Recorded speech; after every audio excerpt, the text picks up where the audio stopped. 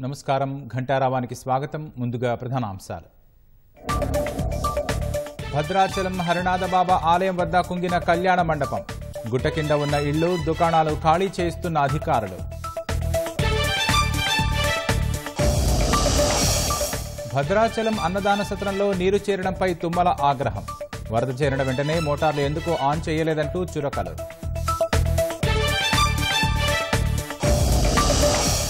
నాగార్జున సాగర్ జలాశయానికి కొనసాగుతున్న వరద. సాగర్లో 18 గేట్ల ద్వారా నీటి విడుదల.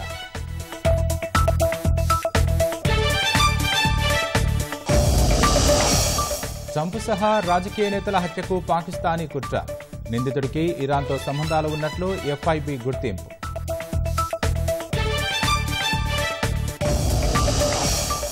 బంగ్లాదేశ్ ఘటనపై నేషనలిస్టు పార్టీ అధినేత్రి ఆందోళన. దేశ వనరులు వృధా అవుతున్నాయన్న ఖలీదా జియా.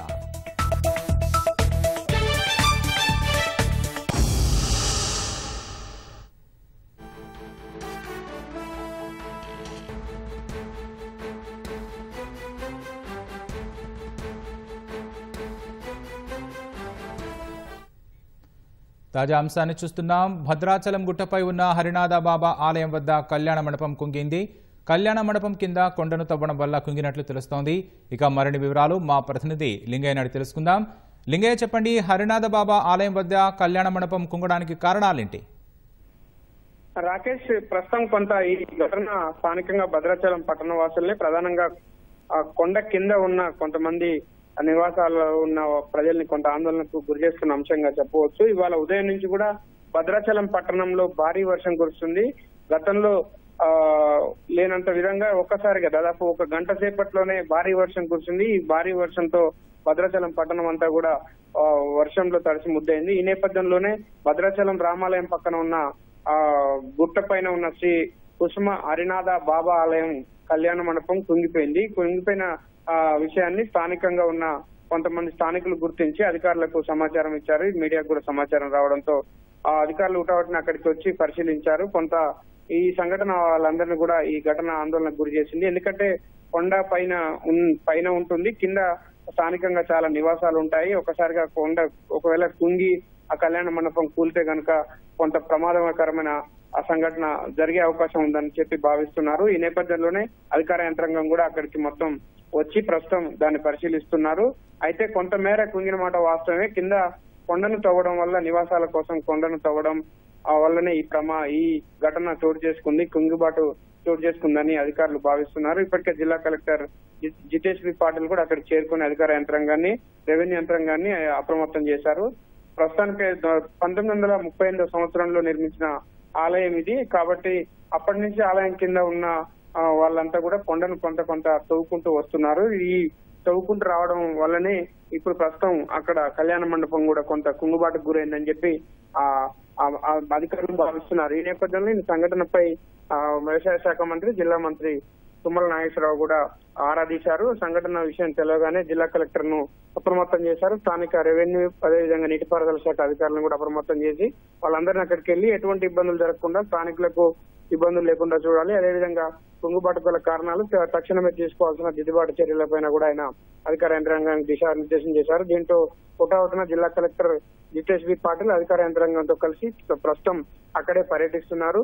కుంగుబాటు గల కారణాలు తెలుసుకుంటున్నారు. ప్రత్యామ్నాయంగా ఏం చేయాలి, దిద్దుబాటు చర్యలు ఏం తీసుకోవాలన్న అంశాలపైన కూడా అధికార యంత్రాంగానికి దిశానిర్దేశం చేస్తున్నారు. రాకేష్, ధన్యవాదాలు లింగయ్య.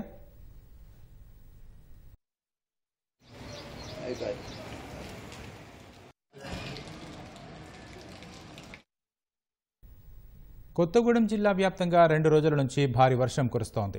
ప్రముఖ పుణ్యక్షేత్రం భద్రాచలం వరుణుడు దాడికి తడిసి ముద్దవుతోంది. పట్టణంలోని పలు రోడ్లపైకి భారీగా వరద నీరు చేరి ప్రవహిస్తోంది.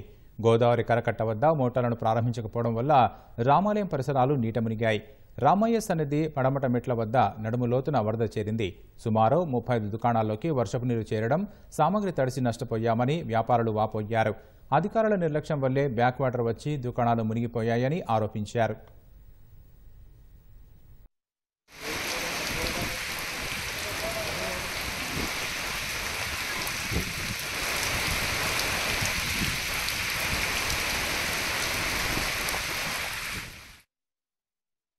15 సంవత్సరాల నుంచి కూడా ఈ వర్షాలు వచ్చినప్పుడల్లా అధికారుల నిర్లక్ష్యం. మన 53, 54 అడుగులు వచ్చినప్పుడు కూడా ఆ గుడి మెట్ల కానీ మా షాపులకు కానీ రాని నీళ్లు ఈ రోజు 30 అడుగులకే మా షాపులకు వచ్చేసి మా సామాన్లు మొత్తం తడిసిపోయాయండి.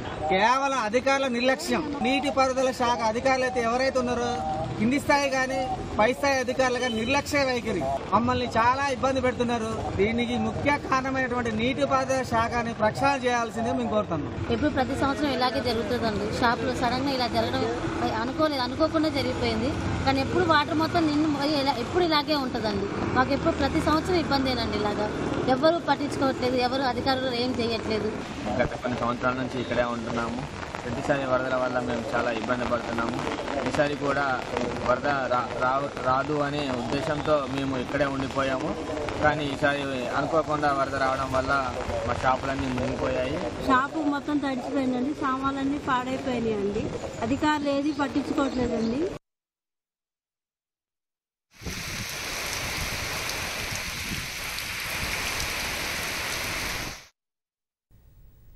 జాతీయ చేనేత దినోత్సవం సందర్భంగా ఏర్పాటు చేసిన కార్యక్రమంలో మంత్రి తుమ్మల మాట్లాడుతున్నారు. ప్రత్యక్ష ప్రసారం ద్వారా చూద్దాం. ఇన్ని మీరు చేసి పెట్టాలమ్మా, మీరు ఈ బాధ్యతను తీసుకోవాలని చెప్పి ఆమె గారికి ఎన్ని బాధ్యతలున్నా, ఎండోమెంట్స్ ఉన్నా, ఇండస్ట్రీస్ ఉన్నా, కామర్స్ ఉన్నా, నాకు చేనేత ఈ సమాజానికి మీరు గతంలో చూశారు, చేశారు, కష్టపడ్డారు.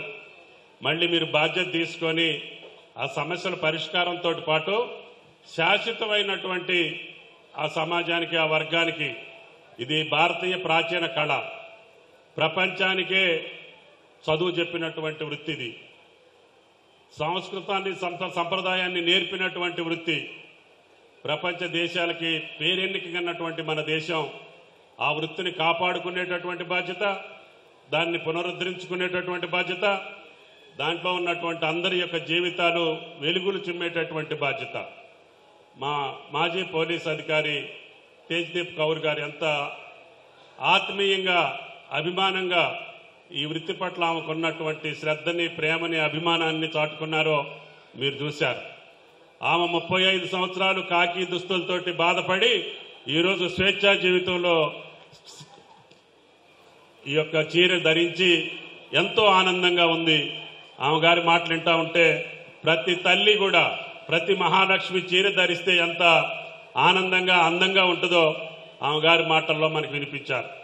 కాబట్టి మన వృత్తిని కాపాడుకుంటూనే ఈ వృత్తికి ప్రపంచవ్యాప్తంగా కీర్తి ప్రతిష్టలు తీసుకురావడానికి ఇప్పుడున్నటువంటి పథకాలు, గత ప్రభుత్వంలో కొన్ని పథకాలు ప్రారంభించారు, ఎన్నికల ముందు కొన్ని ప్రారంభించారు, అవి అరాకొరాగా ఉన్నాయి.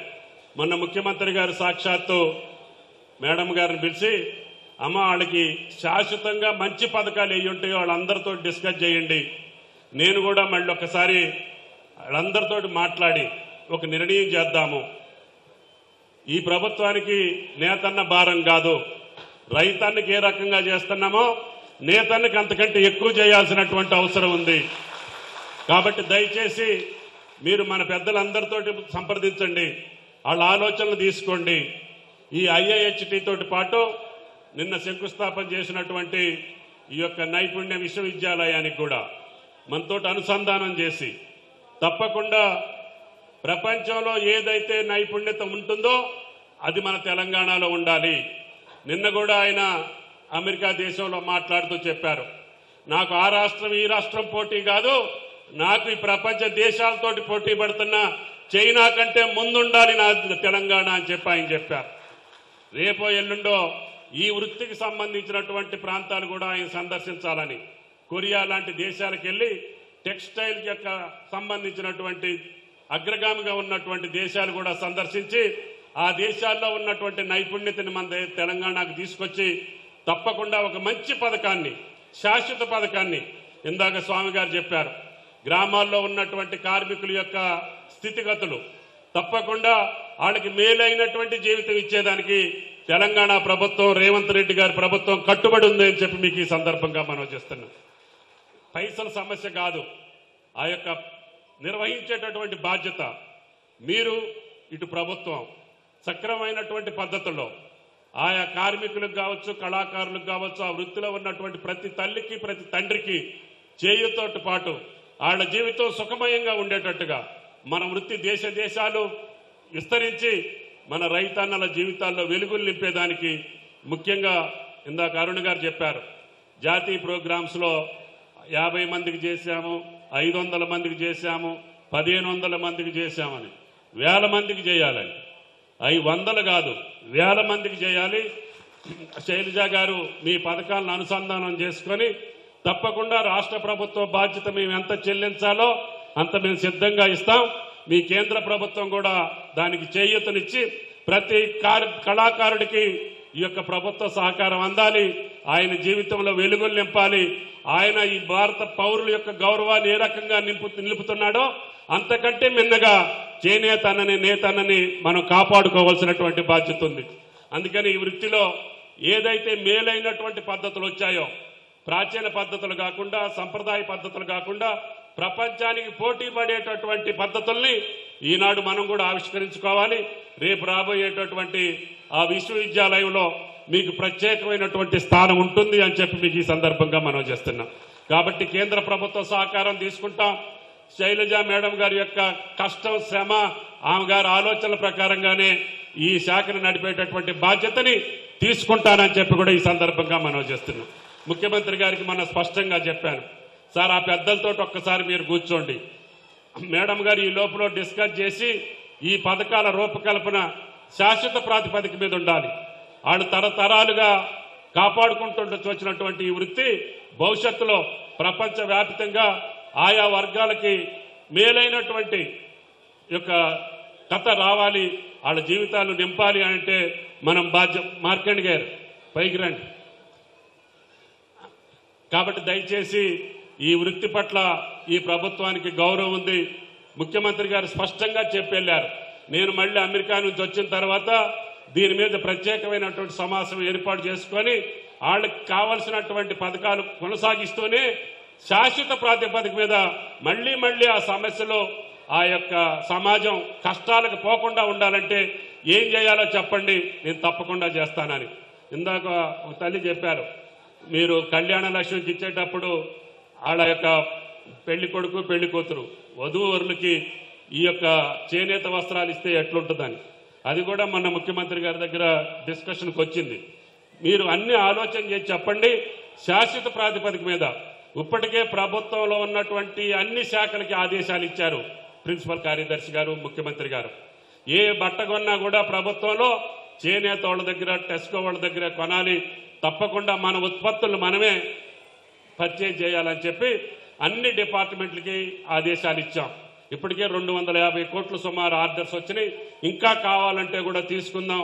మీకున్నటువంటి నైపుణ్యాన్ని, మీకున్నటువంటి వస్త్రంలో ఉన్నటువంటి ఆ యొక్క పద్ధతులన్నింటినీ కూడా ఈ ప్రభుత్వం సద్వినియోగం చేసుకొని మీ ఉత్పత్తుల్ని సంపూర్ణంగా కొనేటటువంటి బాధ్యత, అవసరమైతే పక్క రాష్ట్రాల్లో అమ్మించేటటువంటి బాధ్యత, వీలైతే బయట దేశాలకు కూడా ఎక్స్పోర్ట్ చేసేటటువంటి బాధ్యత తప్పకుండా ఈ ప్రభుత్వం తీసుకుంటుందని చెప్పి మీకు ఈ సందర్భంగా మనం చేసుకుంటూ ఈ అవకాశం ఇచ్చినటువంటి శైలజ గారికి, అదేవిధంగా పద్మశాలి సంఘ పెద్దలకు, సభ్యులకి, కళాకారులందరికీ ధన్యవాదాలు తెలియజేస్తూ సెలవు. Thank you.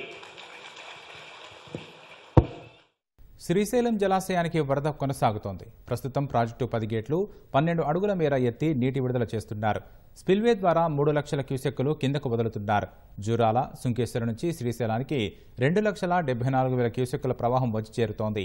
శ్రీశైలం జలాశయం గరిష్ట నీటి మట్టం 885 అడుగులు కాగా ప్రస్తుత నీటి మట్టం 883.20 అడుగులుగా ఉంది. శ్రీశైలం జలాశయం గరిష్ట నీటి నిల్వ 215 టీఎంసీలు కాగా ప్రస్తుత నీటి నిల్వ 205 టీఎంసీలుగా ఉంది. కుడి, ఎడమల జల విద్యుత్ కేంద్రాల్లో ముమ్మరంగా విద్యుత్ ఉత్పత్తి చేస్తున్నారు.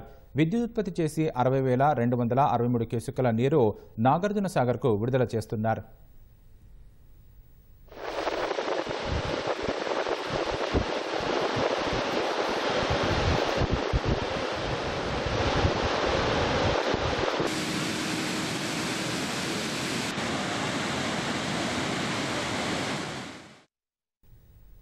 నాగార్జునసాగర్ జలాశయానికి ఎగువ ప్రాంతాల నుంచి వరద కొనసాగుతోంది. శ్రీశైలం నుంచి స్థిరంగా ఇన్ఫ్లో వచ్చి చేరుతోంది. పైనుంచి వస్తున్న వరద దృష్ట్యా అధికారులు కిందకు వదిలే నీటి పరిమాణాన్ని తగ్గిస్తూ పోతున్నారు. నాగార్జున సాగర్లో ప్రస్తుతం ఎత్తిన 22 గేట్లలో 4 మూసి 18 గేట్ల ద్వారా నీటి విడుదల చేస్తున్నారు. నాగార్జున సాగర్ ఇన్ఫ్లో అవుట్ఫ్లో 3,23,818 క్యూసెక్కులుగా ఉంది. నాగార్జున సాగర్ పూర్తిస్థాయి నీటి మట్టం 590 అడుగులు కాగా ప్రస్తుత నీటి మట్టం 584.40 అడుగులుగా ఉంది. నాగార్జున సాగర్ పూర్తి నీటి నిల్వ 312 టీఎంసీలు కాగా నాగార్జున సాగర్ ప్రస్తుత నీటి నిల్వ 295 టీఎంసీలుగా ఉంది.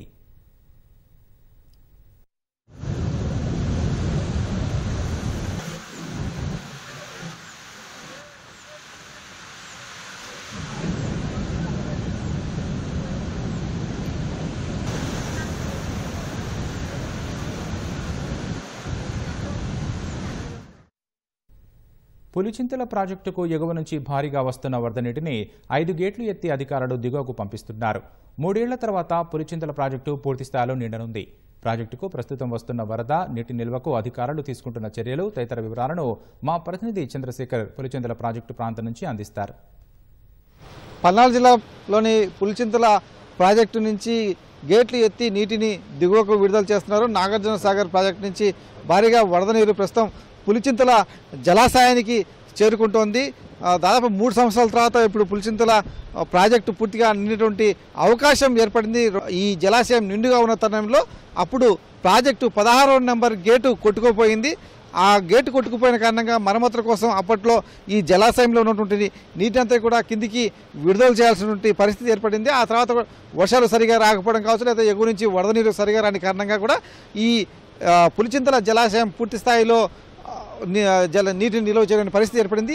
ఎందుకంటే అప్పట్లో వైసీపీ ప్రభుత్వం ఆ 16వ నెంబరు గేటు పెట్టడానికి కూడా దాదాపు 1.5-2 సంవత్సరాల సమయం తీసుకుంది ఆ గేటు పెట్టడం కోసం. దాంతో ప్రాజెక్టులో అప్పటి వరకు కూడా నీటిని నిల్వ చేసినటువంటి పరిస్థితి లేకుండా పోయింది.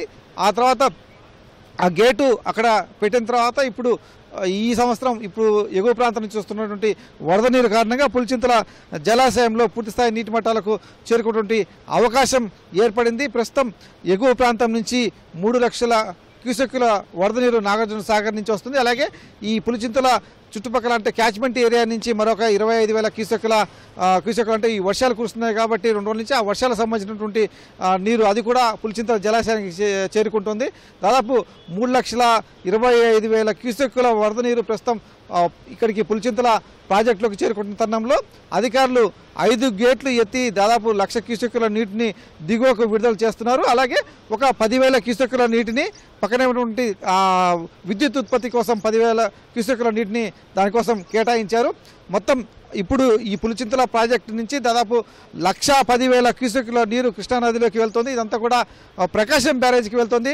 దీంతో ఈ వరద వస్తుందంతో ప్రకాశం బ్యారేజీలో కూడా అక్కడ నీటిపారుదల శాఖ అధికారులు అప్రమత్తం అక్కడ కూడా గేట్లు ఎత్తి నీటిని సముద్రంలోకి విడుదల చేస్తున్నారు. ఇప్పుడు ఈ పులిచింతల ప్రాజెక్టు వద్ద నీటిని దిగువకు విడుదల చేస్తున్న తరుణంలో దిగువ ప్రాంతాల ప్రజలందరూ కూడా అప్రమత్తంగా ఉండాలని చెప్పేసి నీటిపారుదల శాఖ అధికారులు హెచ్చరించారు. ఆ మేరకు రెవెన్యూ శాఖ అధికారులు పోలీసుల ద్వారా ఈ నదీ తీర ప్రాంతాల్లో ఉన్నటువంటి గ్రామాల్లో ఉన్నటువంటి అధికార యంత్రం కావచ్చు ప్రజలకు కూడా సమాచారం ఇచ్చారు. ఇప్పుడు నదిలో వరద మరింతగా పెరిగేటువంటి అవకాశం ఉన్న తరుణంలో ఈ ప్రాంతంలో పడవలు కానీ బల్లకట్లు ఇవన్నీ కూడా నిలిపివేయాలని చెప్పేసి కూడా అధికారులు ఆదేశించారు. ఎందుకంటే నాగార్జున సాగర్ నుంచి 3 లక్షల క్యూసెక్కుల నీరు వస్తున్న తరుణంలో ప్రస్తుతం ఈ పులిచింతల జలాశయంలో 30 టీఎంసీల నీటిని ప్రస్తుతం ఇప్పుడైతే నిల్వ ఉంది.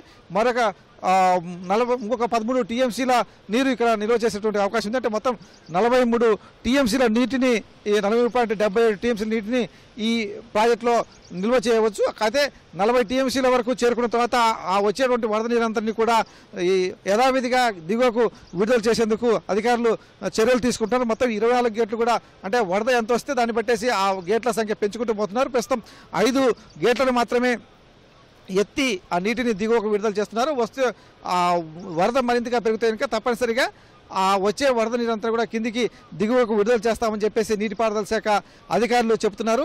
ఆ వచ్చే వరద నీరు అలాగే ప్రస్తుతం జలాశయంలో నీటి మట్టం వాటన్నిటిని లెక్కించి ఆ మేరకు ఎన్ని గేట్లు ఎత్తాలనేది నీటిపారుదల శాఖ అధికారులు నిర్ణయం తీసుకొని ఆ నీటిని దిగువకు విడుదల చేస్తారు. ఏవైనా పులిచింతల జలాశయం ఒక స్టోరేజీ ట్యాంకుగా ఉంటుంది. ఇక్కడ ప్రకాశం బ్యారేజీ ఆయకట్టును స్థిరీకరణ కోసం మాత్రమే ఈ ప్రాజెక్టును అప్పట్లో నిర్మించడం జరిగింది. ఇప్పుడు ఈ 43.70 టీమ్స్ని ఇక్కడ నిల్చొని పెట్టడం ద్వారా అవసరమైనప్పుడు ప్రకాశం బ్యారేజ్కి ఇక్కడి నుంచి నీటిని విడుదల చేసే అవకాశం ఉంటుంది. అలాగే ఈ ఉమ్మడి గుంటూరు జిల్లాల పరిధిలో కృష్ణా జిల్లా పరిధిలో ఉన్నటువంటి గ్రామాలకు తాగునీటికి కూడా కొంత అవకాశం ఇచ్చేందుకు కూడా ఈ ప్రాజెక్టు ద్వారా అవకాశం అయితే ఉంటుంది. ఇప్పుడు 3 ఏళ్ల తర్వాత ఈ ప్రాజెక్టు నిర్ణయం పడినైతే ఈ స్థానిక ప్రజల్లో కావచ్చు, ఈ ఉమ్మడి గుంటూరు జిల్లా ప్రజల్లో కావచ్చు ఒక సంతోషాలు అయితే వ్యక్తమవుతున్నాయి. కెమెరామెన్ కేశవతో Purnachandrasekhar, ETV news, Pulichintala dam, Palnadu జిల్లా. ప్రకాశం బ్యారేజీకి వరద ప్రవాహం కొనసాగుతోంది. బ్యారేజీ 70 గేట్లు ఎత్తి నీటిని విడుదల చేస్తున్నారు. ఎగువ నుంచి వరద నీరు ఉధృతి కొనసాగుతుండటంతో అధికార యంత్రాంగం అప్రమత్తమైంది. నదీ పరివాహక ప్రాంత ప్రజలు అప్రమత్తంగా ఉండాలని అధికారులు సూచించారు. ప్రకాశం బ్యారేజీకి వస్తున్న వరదకు అనుగుణంగా అధికారులు నీటిని విడుదల చేస్తున్నామన్నారు. రైవస్ బందర్ కాల్వలు, కేఈబీ కెనాల్ ద్వారా 13,477 క్యూసెక్కుల నీటిని వదులుతున్నామన్నారు. ప్రకాశం బ్యారేజీ వద్ద నీటి ప్రవాహం చూపరులను కట్టిపడేస్తోంది.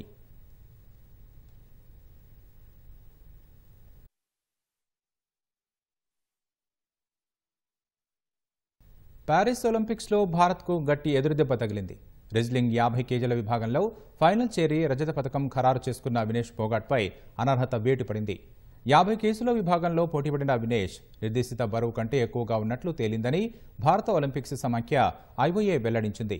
ఫలితంగా ఆమెను ప్యారిస్ ఒలింపిక్స్ నుంచి అనర్హురాలిగా ప్రకటించినట్లు తెలిసింది. మంగళవారం జరిగిన పోరులో వినేష్ ఫోగాట్ ఫైనల్ చేరింది.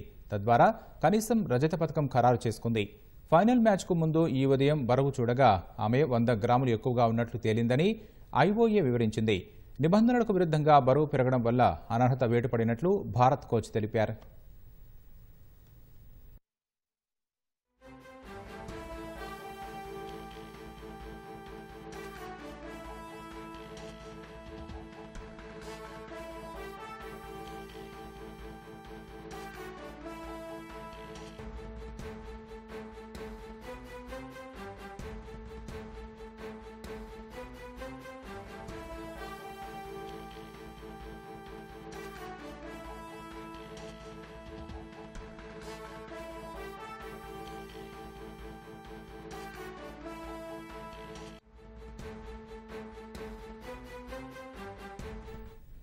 తాజా అంశాన్ని చూస్తున్నాం. ప్యారిస్ ఒలింపిక్స్లో భారత్కు గట్టి ఎదురుదెబ్బ తగిలింది. రెజ్లింగ్ 50 కేజీల విభాగంలో ఫైనల్ చేరి రజత పథకం ఖరారు చేసుకున్న వినేష్ ఫోగాట్పై అనర్హత వేటు పడింది. 50 కేసుల విభాగంలో పోటీపడిన వినేష్ నిర్దేశిత బరువు కంటే ఎక్కువగా ఉన్నట్లు తేలిందని భారత ఒలింపిక్స్ సమాఖ్య ఐఓఏ వెల్లడించింది. ఫలితంగా ఆమెను ప్యారిస్ ఒలింపిక్స్ నుంచి అనర్హురాలిగా ప్రకటించినట్లు తెలిసింది. మంగళవారం జరిగిన పోరులో వినేష్ ఫోగాట్ ఫైనల్ చేరింది. తద్వారా కనీసం రజత పథకం ఖరారు చేసుకుంది. ఫైనల్ మ్యాచ్కు ముందు ఈ ఉదయం బరువు చూడగా ఆమె 100 గ్రాములు ఎక్కువగా ఉన్నట్లు తేలిందని ఐఓఏ వివరించింది.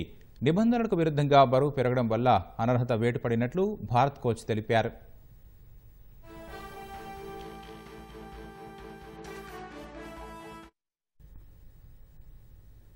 పాలమూరు రంగారెడ్డి ఎత్తిపోతల పథకం పనులు వేగం పుంజుకున్నాయి.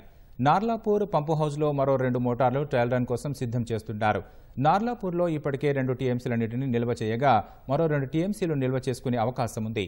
నార్లాపూర్ నుంచి ఏదల జలాశయానికి నీటిని తరలించే ప్రధాన కాల్వ పనులు అసంపూర్తిగా ఉండడంతో నీటి తరలింపు ఆలస్యమయ్యేలా ఉంది. ఉమ్మడి మహబూబ్ నగర్ జిల్లా జలప్రదాయిని పాలమూరు రంగారెడ్డి ఎత్తిపోతల పథకం పనులు వేగం పుంజుకుంటున్నాయి. గత ప్రభుత్వం ఒక మోటార్ ద్వారా శ్రీశైలం వెనుక జలాల నుంచి అంజనగిరి జలాశయంలోకి 2 టీఎంసీలు ఎత్తిపోసి పాలమూరు రంగారెడ్డి పథకాన్ని ప్రారంభించారు. ఆ తర్వాత సర్కార్ మారడంతో పథకం పనులు ఆగిపోయాయి. 32,500 కోట్ల అంచనాతో 2015లో పనులు ప్రారంభించగా ఆ తర్వాత అంచనా వ్యయాన్ని 55,000 కోట్లకు సవరించారు. 2023 డిసెంబర్ నాటికి 40% వరకు పనిచేసి 24,000 కోట్లు ఖర్చు చేశారు. ఇప్పుడు అధికారంలోకి వచ్చిన కాంగ్రెస్ ప్రభుత్వం వీలైనంత త్వరగా పాలమూరు పథకాన్ని పూర్తి చేయాలని లక్ష్యంగా పెట్టుకుంది.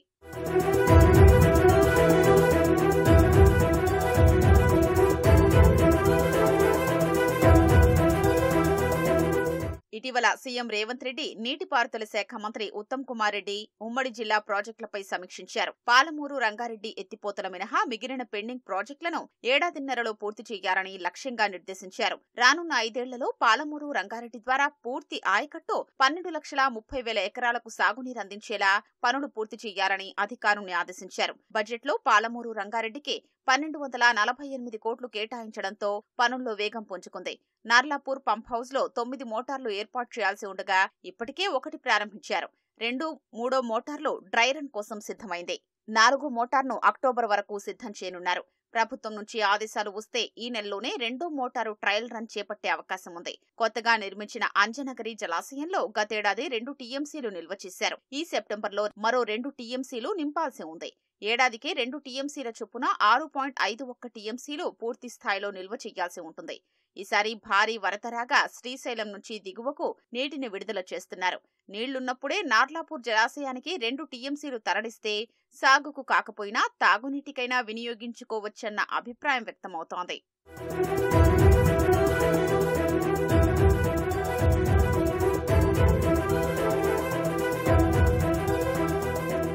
పాలమూరు పథకంలో నార్లాపూర్ తర్వాత ఏదుల జలాశయం నింపాల్సి ఉంది. ఏదుల జలాశయం పనులు ఇప్పటికే 90% వరకు పూర్తి కాగా నీళ్లు నింపేందుకు అవకాశం ఉంది. కానీ నార్లాపూర్ నుంచి ఏదుల జలాశయానికి వెళ్లే ప్రధాన కాలువ పనులు అసంపూర్తిగా ఉన్నాయి. అంజనగిరి జలాశయం నుంచి కుడికిల్లా, తిర్నాంపల్లి మీదుగా సాతాపూర్ వైపు సొరంగం వరకు 8 కిలోమీటర్ల మేర కాల్వ నిర్మాణ పనులు పూర్తి చేయాల్సి ఉంది. ఆ కాల్వ మధ్యలో 4 వంతెనలు నిర్మించాలి. కుడికిల్లా, తిర్నాంపల్లి దగ్గర కాల్వ పనులు అసంపూర్తిగా ఉన్నాయి. ఆ గ్రామాల మధ్యలో నార్లాపూర్ వైపు వెళ్లేందుకు కాల్వపై వంతెన నిర్మించాల్సి ఉంది. కాల్వ నిర్మాణంలో భూములు ముంపునకు గురైన రైతులకు పూర్తి స్థాయిలో పరిహారం అందలేదు. ఆ పనులు పూర్తి చేస్తేనే ఏదుల జలాశయానికి సాగునీరు అందుతుంది.